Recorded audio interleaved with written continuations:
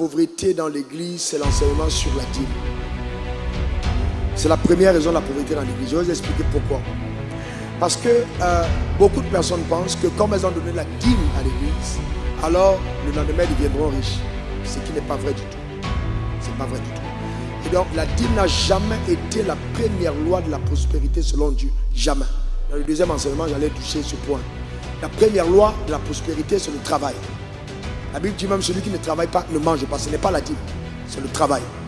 Donc on enseigne aux gens à donner 10%, mais on n'enseigne pas aux gens à gérer 90%. Donc ça fait que si tu donnes 10% et que tu ne sais pas gérer les 90%,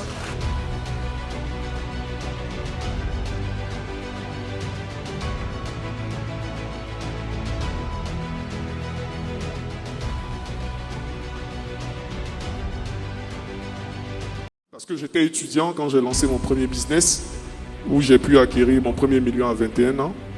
Et il faut comprendre que lorsqu'on est étudiant, souvent on reste seulement dans ce qu'on est en train d'apprendre. Aujourd'hui, le monde a évolué. Vous pouvez viser grand, mais vous devez commencer petit. Et commencer petit, c'est déjà faire trois choses. Soit chercher à lancer un business avec plusieurs façons de détecter le bon business, ou soit faire valoir vos compétences. Donc si par exemple, vous avez pu découvrir la chose pour laquelle vous êtes doué, peut-être vous êtes très bon photographe, vous avez vous êtes très pédagogue, donc vous pouvez partager des connaissances à des personnes. Vous avez par exemple, je ne sais pas, peut-être que vous avez un talent, vous pouvez monétiser ce talent-là, le temps que vous puissiez avoir un emploi qui sera une source de revenus complémentaire. Ou soit, si vous n'avez pas encore découvert le talent que vous avez, vous pouvez prendre le soin, premièrement, de regarder à l'extérieur du pays ou dans un autre environnement différent du vôtre, qu'est-ce que vous pouvez découvrir qui marche déjà là-bas et donc l'envoyer ici à petite échelle en fonction de votre budget. Si vous avez encore plus de fonds, vous pouvez regarder par exemple, des concurrents, des business qui marchent et apporter un plus. Donc vous regardez qu'est-ce que vous pouvez apporter un plus à un certain business, mais il faudrait que vous ayez une source de revenus. Si vous avez dit au départ, vous n'avez pas envie de pouvoir avoir quelqu'un qui va vous financer, vous devez vous-même créer la richesse, c'est ce pourquoi nous sommes là. Et créer de la richesse, ça passe soit des compétences premièrement, soit des acquis. Donc vous avez des compétences, vous les monétisez, vous avez des acquis, vous les fructifiez, tout simplement.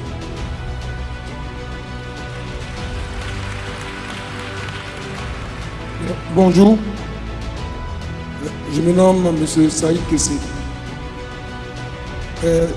J'ai remarqué que dans cette séance de sommet, on a beaucoup parlé business, on a beaucoup parlé mindset et aussi on a beaucoup parlé spiritualité.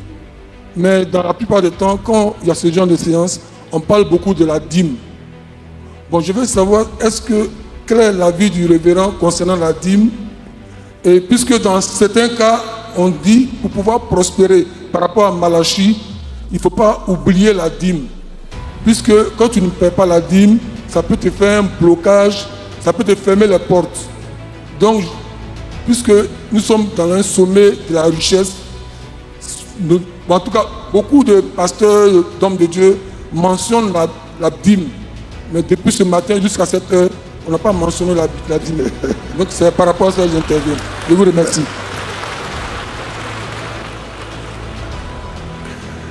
En 1997, lors de c'était 97 ou début 97, c'était la deuxième visitation que j'ai eue sur la richesse. Dieu m'a dit que la première raison de la pauvreté dans l'église, c'est l'enseignement sur la dîme.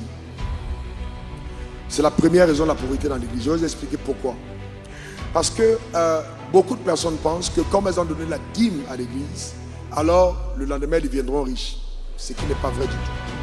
C'est pas vrai du tout. Et donc la dîme n'a jamais été la première loi de la prospérité selon Dieu. Jamais. Dans le deuxième enseignement, j'allais toucher ce point. La première loi de la prospérité, c'est le travail. La Bible dit même celui qui ne travaille pas ne mange pas. Ce n'est pas la dîme, c'est le travail. Donc on enseigne aux gens à donner 10%, mais on n'enseigne pas aux gens à gérer 90%. Donc ça fait que si tu donnes 10% et que tu ne sais pas gérer les 90%, comment tu vas faire? Tu ne t'en sors pas. Tu ne t'en sors pas. Et les gens donnent parce qu'ils ont peur. Donc si je ne donne pas, Dieu, le diable va me frapper. La peur ne doit pas être la motivation pour laquelle on donne. On donne parce qu'on a une alliance. On donne parce qu'on aime. On donne parce qu'on est partenaire de Dieu.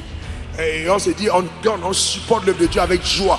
Pas parce qu'on a peur que le diable va nous frapper. Non, non, non, non. C'est pas pour ça. On donne parce qu'on l'aime. Parce qu'on a une alliance. On dit à Dieu, bénis-moi. Et en retour, je supporterai ton œuvre. Et on donne abondamment. Donc vraiment, c'est cette pensée qu'il faut avoir de la dîme. J'ai fait un enseignement, j'ai présenté la dîme comme le noyau d'un avocat. Si tu manges un avocat avec ce noyau, ça crée des indigestions parce que le noyau n'est pas fait pour être consommé. Un enfant de Dieu qui consomme son noyau, son fruit avec son noyau aura des problèmes spirituels. Pas parce que le diable le pourchasse, parce que c'est une loi. La dîme n'est pas faite pour être mangée, elle est faite pour être replantée, pour permettre à la faveur d'en haut de continuer de découler sur ta vie. Parce que la bénédiction est d'abord spirituelle. Tu peux faire les mêmes efforts que quelqu'un d'autre et ne pas avoir les mêmes résultats. Parce que derrière les efforts de l'un, il y a Dieu qui le soutient. Et derrière les efforts de l'autre, il y a le diable qui le combat. Donc c'est ça. Il faut bien faire la part des choses. Donc il faut bien qu'on comprenne le rôle de la dîme.